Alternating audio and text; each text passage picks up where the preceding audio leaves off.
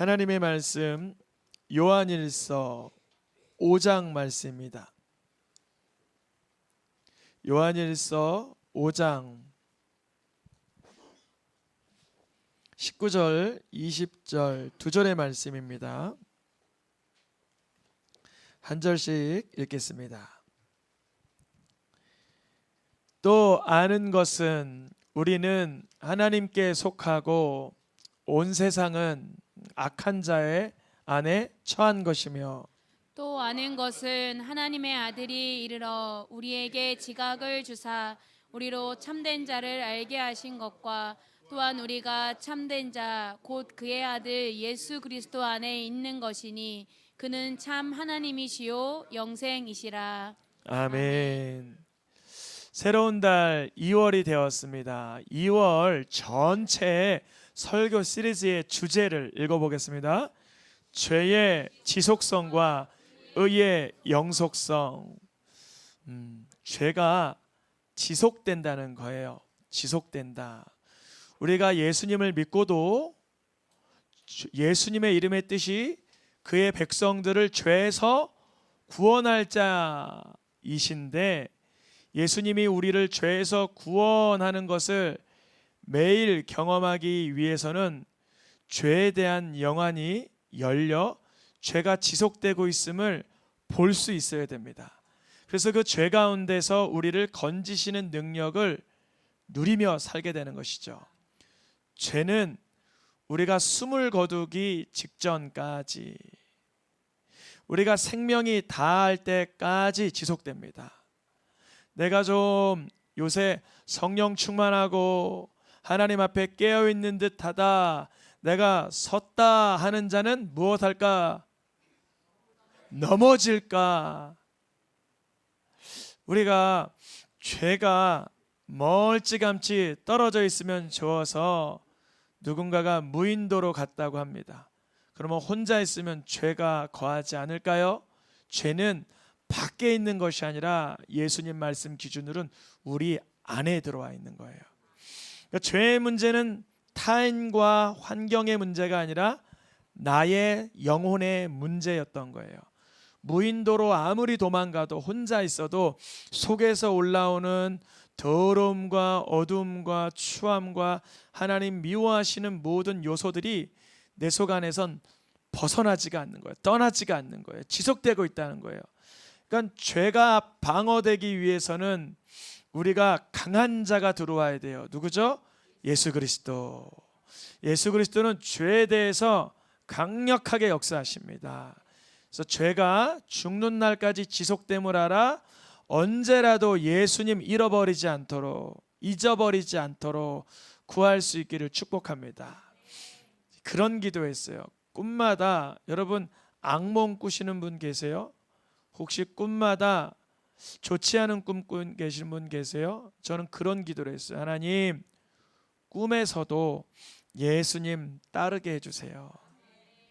진짜 그런 기도를 강력하게 했어요. 왜냐하면 꿈에서 백화점에 왔는데 맛있는 게 많아요. 그럼 꿈이라고 여기면 막 먹을 수 있죠. 그러나 그것을 뭐라 그래요? 성경에서는 탐심이다 그래요. 그러면 내가 꿈에서만큼은 탐심을 범해도 죄가 아닐까요? 그 영적 상태를 그냥 죄라 그러는 거예요. 하나님께서는 이미 일어난 일이 아닌데, 범하여진 일이 아닌데, 세상 사람들과 아무런 관계가 없는데 내 속에서 올라오는 그 탐욕이요, 탐심이요, 정욕이요, 죄성을 그 자체를 죄라 그래요. 그래서 간절히 기도했어요. 하나님, 꿈을 꿔도 예수님 따르게 해주소서, 죄에 대한 민감성을 가지게 해주소서, 이런 기도를 했어요. 또 꿈인데요, 제가 꿈인 것도 알아요. 그 꿈속에서. 근데 죄 안 지려고 예수님 따르고 있더라고요. 항상 그런 건 아니에요. 저도 넘어지고 쓰러지고 게으르고 나태하고 어리석을 때 하도 많지만, 죄는 꿈에서까지, 죽는 날까지, 입성하는 날까지 지속된다는 것을 기억하고 있어야 됩니다.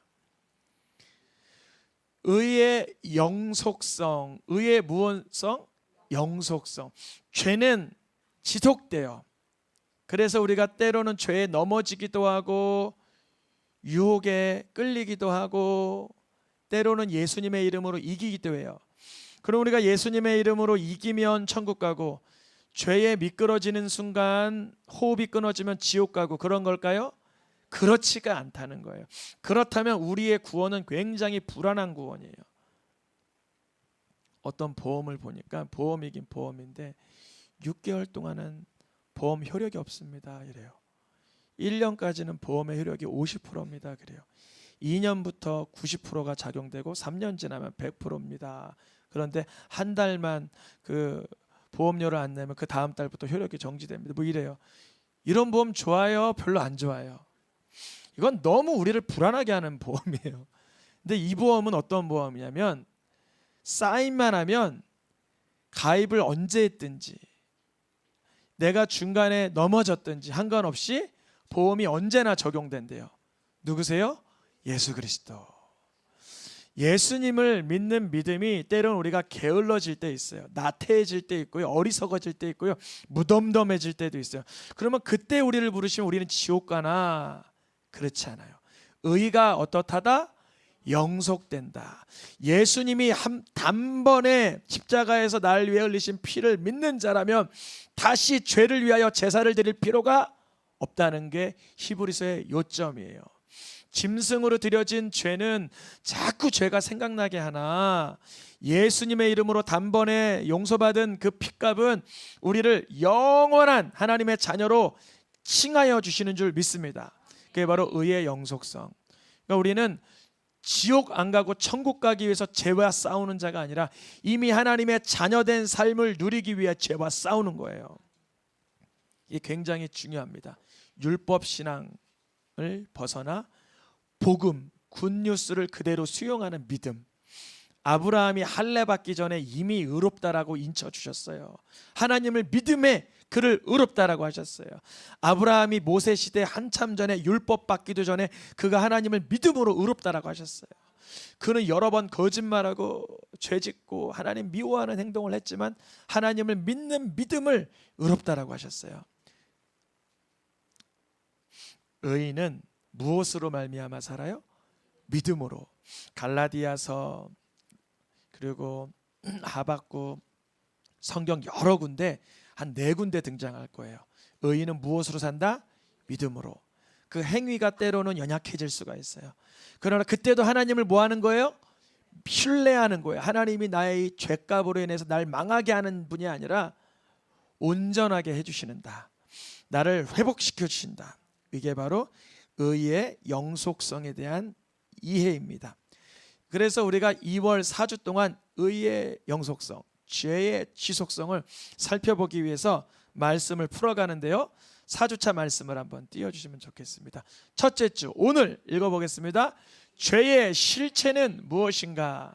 오늘입니다. 죄의 그 실체가 뭔가? 두 번째, 의의 가치는 무엇인가?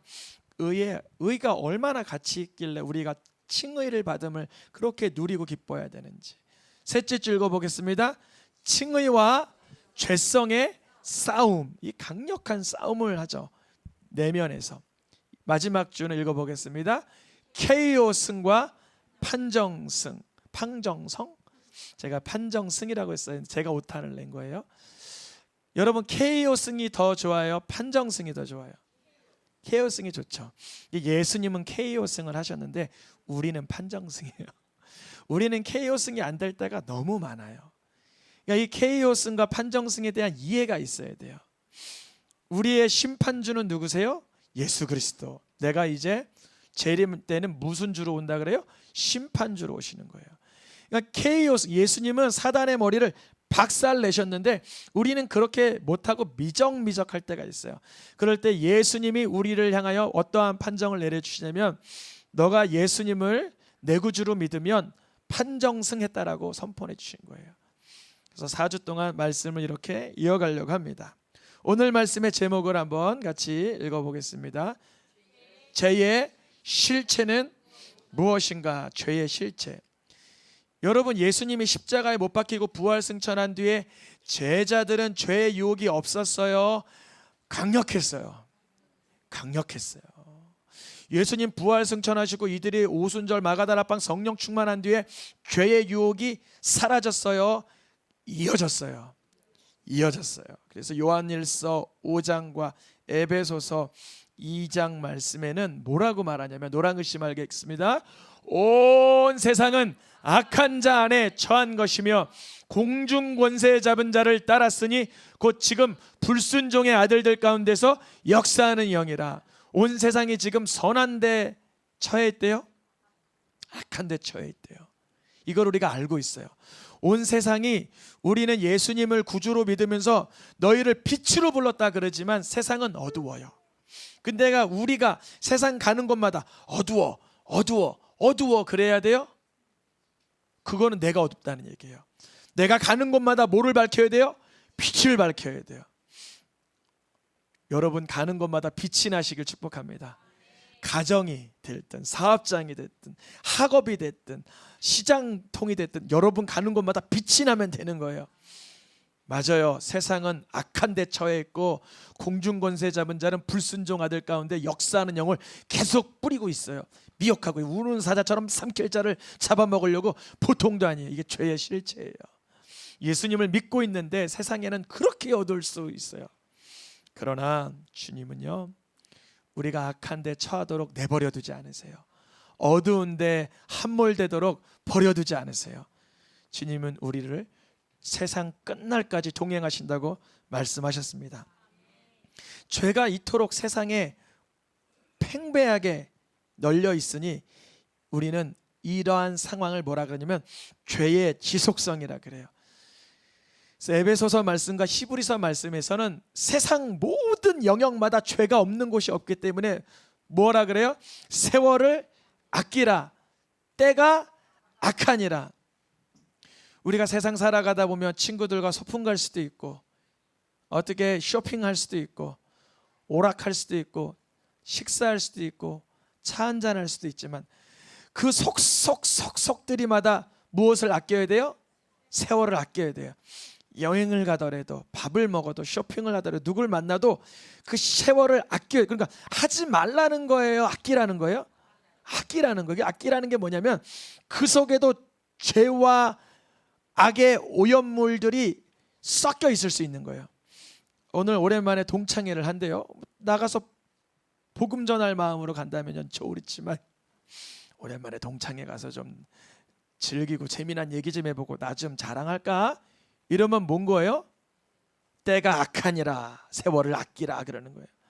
시장 가고 싶은데 하나님의 영광을 위해서 시장에서 쇼핑하다가 만나는 상인들마다 예수 증거하려는 이런 마음으로 가는 게 아니라 가서 어떻게 하면 나만 유익을 얻을까? 그러면 세월을 아끼라, 때가 악하니라.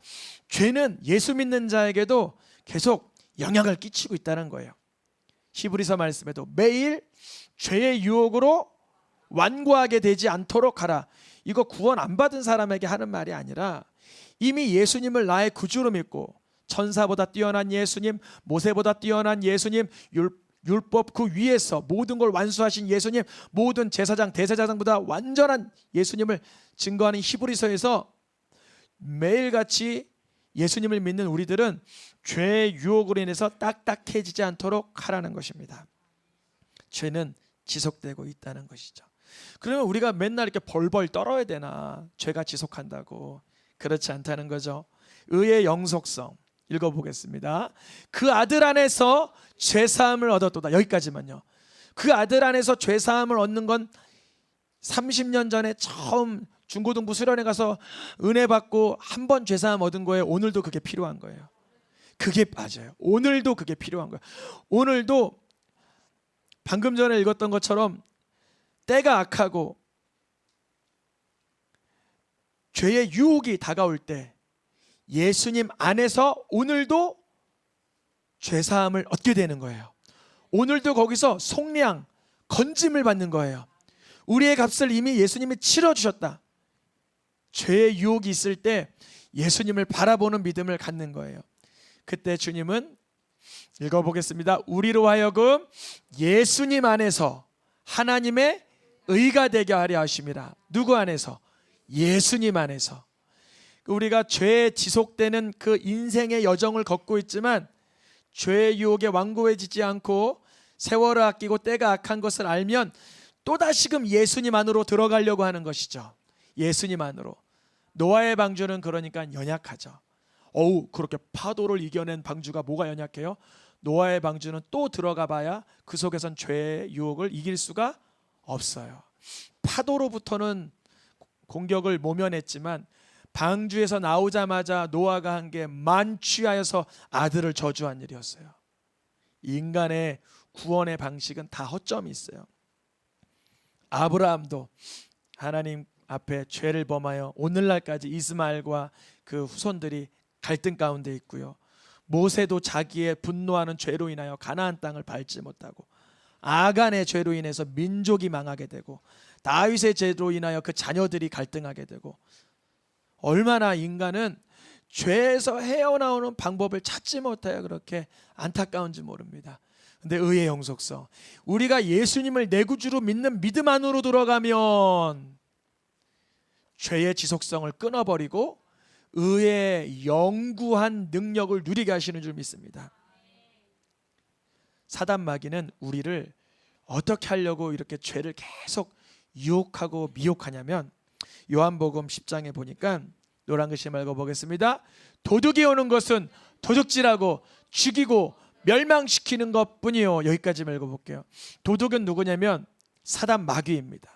사단 마귀가 우리를 유혹하고 속이려고 하고 공격하고 들끓게 할 때는 결국은 우리를 멸망시키려고 하는 것인데, 그 앞단 스텝을 구분했을 때 첫 번째 스텝에서는 우리를 달콤하게 해주는 것 같아요. 절대 멸망시킨다는 얘기는 안 해요. 죽인다는 얘기부터 안 해요. 우리를 우회해 주는 느낌으로 다가옵니다. 결국 그렇게 당한 사람이 누구죠? 아담과 하와. 죄인 한 사람으로 인하여 무엇이 무너지게 된다? 많은 귀한 것, 선한 것, 덕스러운 것, 하나님 보시기에 아름다운 것들이 다 무너져 버리는 거예요. 그런 일이 에덴에서 일어났고, 그런 일이 아이성에서 일어났고, 그러한 일이 여러 성경의 규절마다 사단은 분명히 이득을 주고 유익을 주는 것 같은데 결국 무너지게 하는 것이죠. 죄의 실체는 그러합니다. 죄는 우리를 처음부터 죽인다, 망하게 한다라고 말하지 않고 우리를 위해 준다, 우리에게 즐겁게 해준다라고 속이며 들어옵니다. 죄로 인해서 어떠한 결과를 맞이했냐면 세 가지입니다. 첫 번째, 제가 앞에 색깔로 표시된 걸 읽으면 여러분들이 뒷부분 읽어보시면 감사하겠습니다. 죄는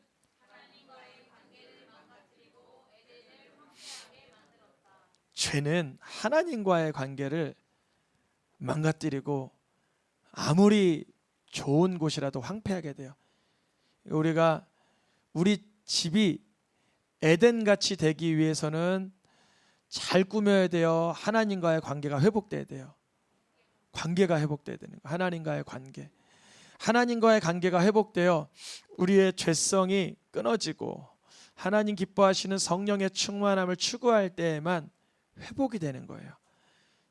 아무리 우리가 훌륭하게 다 완성했다고 하는 순간에도 죄가 들어오면 에덴까지도, 그 완벽했던 그 동산까지도 황폐하게 되는 것입니다. 두 번째, 죄는 누구 얘기죠? 가인 얘기죠. 하나님은 선악과를 먹으면 반드시 죽는다고 말했는데 첫 번째 죽음이 영적 죽음이었다면 육체의 첫 번째 죽음은 아벨이었어요. 아벨. 죄를 아담과 하와가 선악과 먹을 때 자기 아들 아벨이 가인에게 죽임받을 거 알았을까요? 거기까지는 생각 못했겠죠. 근데 사단은 알았던 거예요. 사단은 이 가정의 죄의 씨앗을 심어두는 순간 아담과 하와는 즉시 안 죽을지언정 그 죄의 오염이 가인에게 들어가고 가인이 동생을 죽이기까지 해서 이 가정이 망하게 하는 걸 알고 있는 거예요. 누가요? 사단은. 세 번째, 죄로 인하여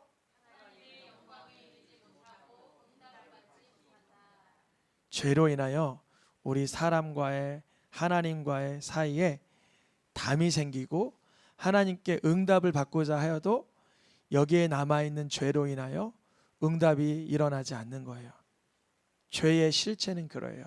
사단은 우리에게 왜 죄의 유혹과 죄의 속임수와 죄의 올무를 자꾸 놓으려고 하냐면 사람이 하나님으로 인하여 행복하고 복을 누리고 기뻐하고 자유하고 축복받는 걸 볼 수가 없는 게 사단이기 때문에 그래요. 죄는 이렇게 끔찍한 것입니다. 근데 여러분 여쭤봅니다. 아까 전에 무인도 얘기했는데 죄는 사실 남에게 짓기 전에 누구에게 먼저 누구에게 짓는 것 같아요? 나에게 짓는 거야. 내가 저 사람을 미워. 저 사람한테 때려줄 거야. 세상에서는 그 때린 거를 죄라고 체크해서 교도소에 넘기죠. 근데 사실은 영적으로 보면 내가 저 사람 미워. 때릴래. 라고 하면 어디에 제일 처음에 범죄가 임한 거예요? 이 마음에. 이 마음에 살인과 분노와 증오와 더러움이 들어와서 이 속에서 좋은 호르몬이 아니라 나쁜 호르몬이 막 유발돼서 나쁜 상태로 만들어버려요. 첫 번째, 죄는 누구에게 짓는 거라? 나에게 짓는 거예요. 아이, 저 사람이 나를 그렇게 괴롭게 하는데 어떻게 하면 좋아요? 정답을 먼저 말씀드리면 그렇게 괴롭게 했던 사람들을 용서하신 예수님만 바라봐야 돼요. 그 순간에 예수님만 바라봐야 돼요. 도무지 안 바라보니까 하나님은 그러한 순간을 통해서도 예수님 바라보게 하는 거예요. 그러면 예수님이 뺨 맞고 침뱉음 받고 막 수많은 모진 고통 가운데도 죄인을 용서하신 그 사랑이 뭔지 한번 넌지시 궁금해져요. 처음으로. 교회는 다녔지만 예수님이 죄인을 위해 죽었다는 말이 하나도 안 믿어졌는데 그러한 사태가 일어나면 예수님이 죄인을 위해서 말없이 어린 양처럼 죽으셨다는 의미를 그때 한번 관심을 갖기 시작합니다. 또한 죄는 남에게 짓기 전에 내 마음에 짓는 것이고 내 마음에 짓기 전에 누구에게 짓는 거예요? 하나님 앞에 짓는 것이에요. 그러니까 성경에서 마음에 관한 죄를 자주 언급하죠. 요한일서 마태복음에 보면 노란 글씨 말고 보겠습니다. 미워하는 자마다 살인하는 자니 노하는 자마다 심판을 받게 되고 음욕을 품고 여자를 본문 자마다 마음에 이미 간음하였느니라.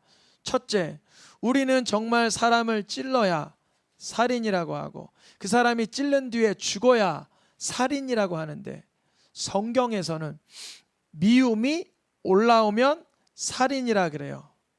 이걸 왜 살인이라 그러죠? 먼저 누구 죽였어요? 자기의 영적 상태가 죽어가고 있는 거예요. 하나님과의 관계에서 자기가 망가지고 있는 걸 깨달으라는 거예요. 형제를 미워하면 내가 미워하고 말지 그냥 내가 욕 한번 확 내뱉고 말지 아니요. 그거는 자기의 영적 상태에 대해서 살인을 하고 있는 거예요. 내가 노여워서 내가 분노하신데 무슨 상관이야. 내가 노여워할 자유도 없어? 내가 좀 화낼 자유도 없어? 아니요. 화내는 자는 뭘 받게 된다? 심판을 받게 된다. 이게 왜 그러냐면요. 내가 누구에 대해서 화를 낸다는 거는 그 사람을 이미 뭐 한 거예요? 심판한 거예요. 내가 저 사람이 나에게 뭐로 그래 탁 쳤어요. 근데 내가 그 사람에게 왜 쳐요? 그래요. 치면 못된 거잖아요. 그러면 그동안 내가 누군가 실수로 쳐왔고 쳤던 것에 대해서 뭐 받아야 돼요? 공정하다면 그것도 심판받아야 되는 거예요. 그러니까 내가 누구에 대해서 불평하고 원망하고 노여워하는 사람은 죄송하지만 심판이 굉장히 많아져요. 나는 살아가면서 노여움이 원래 많아. 그러지 마세요. 노여움이 원래 많은 사람이 아니라 심판이 많이 생기는 것뿐이에요. 여러분 혈기와 분노와 노여움을 예수 그리스도의 십자가에 못 박혔음을 믿기를 축복합니다. 그리스도를 믿는 자는 이미 그 육신은 십자가에 못 박힌 거예요.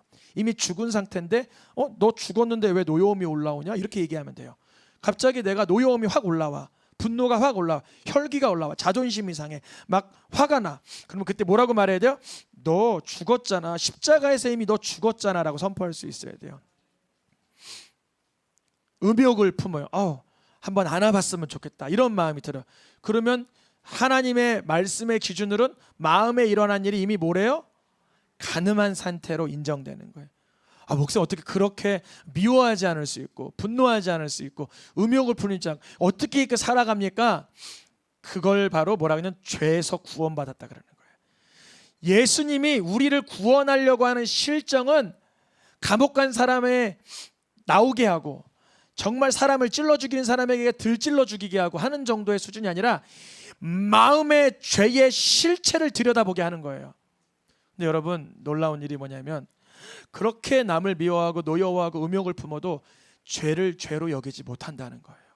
스스로가 이거를 부끄럽다라고 생각해 본 적이 한 번도 없고, 이것으로 인하여 내가 하나님의 나라 들어갈 수 없다라는 것을 인지하지 못한다는 게 더 끔찍한 일입니다. 그러니까 여러분, 율법의 기능이 뭐냐면, 무슨 기능이요? 율법의 기능은 뭐냐면요, 죄를 깨닫게 하는 데 있는 거예요. 그래서 우리가 예배를 잘 드려야 되고 매일같이 드려지는 예배나 기도를 왜 해야 되냐면, 내가 너무도 하나님 앞에 죄에 대해서 무감각할 때에 죄의 실체를 하도 모르니까 예배 가운데, 설교 가운데, 찬양 가운데, 기도 가운데 깨달으라고 하는 거예요. 선지자의 역할은 그 율법을 가지고 예언을 선포하는 거예요. 제사장의 역할은 그 율법을 범한 자들을 회개하게 만드는 거예요. 왕의 역할은 그 율법을 따라 나라를 다스려가는 것입니다. 우리는 죄의 실체를 아는 것 같지만 모를 때가 참 많아요. 왜냐하면 마음의 일이기 때문에 쓱 지나가요. 겉으로 뚝 부러져 가지고 부러진 볼펜이 있으면 내가 부러뜨렸네 인지할 수 있어요. 근데 부러뜨리진 않았고 부러진 것도 없어. 속에서만 일어난 일이야. 그러니까 죄의 실체를 누구나 본 적이 없어요. 근데 사실 이미 분노와 노여움과 미움과 이런 것이 그 자체가 죄라는 거예요. 거기서 한 걸음 더 나아가지 않았다고 죄가 아닌 게 아니라 이게 실제인 거예요. 그러니까 믿음의 사람들이 어디서부터 죄가 예수님의 이름으로 관리가 돼야 될까요? 마음, 심령에서부터 관리돼야 되는 거예요. 그러면 심령에서부터 관리되면 좋은데 어느 날 보니까 관리되지 않고 이게 툭 튀어나왔어. 놀랄 일이에요. 원래 속에 있던 일이에요. 여러분, 놀랄 일이 아니에요. 가끔 여기 얘가 저게 꼬맹이들이 이렇게 예쁘고 깜찍이 같지만 얘네들 싸울 때 보면 놀라워요. 이야! 다 죽일 거래요. 흉기만 안 들었지 이미 다 죽인 것 같아요. 미안해, 너희들을 예화로 써서. 근데 어른들 예화로 쓰면 상처를 받잖아. 너희들은 계속 품고 사랑하고 함께 하잖아. 우리가 크게 상처가 아니라 우리 깨닫게 하는 도구로 주님이 잠깐 쓰신 거예요. 너희들도 그 죄의 문제를 해결받아야지, 그렇죠? 이야! 하면 돼요? 아니면 내 속에 있는 죄를 봐야 돼요? 내 속에 있는 죄를 봐야 돼요. 소리 지를 거 없어요. 그냥 주님, 내 속에 죄가 이제 튀어나왔군요. 그래야 돼요. 성경에 보니까 사람이 어려서부터 악하다 그래요. 그 창세기 6장과 8장 말씀해 보니까 분홍 글씨 읽어보겠습니다. 항상 악할 뿐임을 보시고 어려서부터 악함이라. 그러니까 우리가 아이들 보면서 야, 너 어떻게 교육을 이렇게 안 받은 거야? 너 이렇게 악하니? 그럴 필요가 없는 게 원래 악하다고 기록되어 있어요. 성선설이에요? 성악설이에요? 성악설이 맞는 거예요. 이미 아담의 원죄가 우리에게 모두 틈타 있어요. 그래서 우리 아이가 우리 아이는 굉장히 착해요. 소리 지르는 걸 못 봤어요. 아직 안 나온 것뿐이지 한 번 지르면 굉장한 아이일 수도 있어요. 제가 친구 하나가 있어요. 걔가 이름이 기억이 안 나서 다행인데 중학교 때 굉장히 온유하다고 소문나네요. 걔가 진짜 걔는 누가 건드려도 움직이지도 않고 미소만 머금으나요. 근데 어느 날 그 남자아이인데 중학교 때인데 걔를 조금 귀찮게 하는 애가 선을 넘은 것 같아요. 근데 걔가요, 죄송해요, 책상을 들어 던지더라고요. 뭘 들어 던졌다고요? 책상. 보통 우리는 걸상을 들어 던져요. 근데 걔는 뭘 들어요? 책상. 그 다음부터 걔를 건드리는 애가 없어요. 왜냐면 걔는 온유한 게 아니라 담아두고 있는 애라는 걸 발견한 거예요. 우리 온유한 사람은 없습니다. 예수님을 따라 온유할 뿐이에요. 만약에 책걸상 누가 들었다고 너무 놀라워하지 마세요. 그냥 사람은 다 똑같은 거예요. 책상 들 수도 있고 걸상 들 수도 있고. 차라리 평소에 그냥 볼펜 던지는 애가 나을 수가 있어요. 그렇다게 하라는 게 아니라 마음의 문제를, 죄의 실체를 보고 깨닫고 죄의 문제를 해결하려고 예수님을 바라봐야 된다는 거예요. 만물에 그 어떤 게 거짓되고 더럽다고 해도 사람 마음보단 깨끗해요. 그런 게 있더라고요. 여러분 집에서 설거지하는 데가 더 깨끗할 것 같아요? 변기가 더 깨끗할 것 같아요? 맞아요. 퀴즈인데 이걸 체크해봤어요. 변기가 더 깨끗해요. 왜 그럴까요? 변기는 매번 내려요. 그렇죠? 하루에도 12번 내려요. 근데 이 개수대는 하루에 12번 씻을까요? 아무리 부지런한 주부들도 12번 못 씻어요. 그래서 이거 체크해봤는데 차라리 설거지통에 더 많은 세균이 있다 그래요. 그러면 퀴즈, 악한 사람이 더 죄인이에요? 회개 안 하는 사람이 더 죄인이에요? 회개 안 하는 사람이 더 죄인인 거예요.